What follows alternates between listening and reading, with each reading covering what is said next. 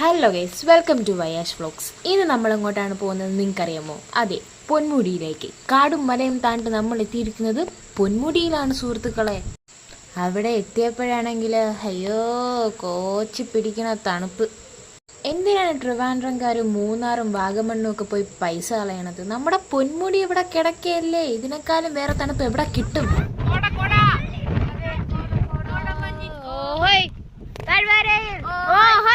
എവിടെ പോയാലും വൈബ്, അതാണ് നമ്മളുടെ മെയിൻ എന്ന് പറയുന്നത്.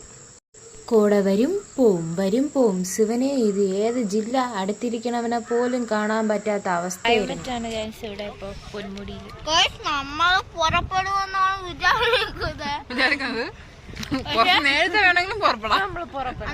കണ്ടോ കണ്ടോ ഈ മഞ്ഞ് കണ്ടോ? ഇത് കണ്ടിട്ട് നിങ്ങൾക്കൊന്നും പറയാനില്ലേ?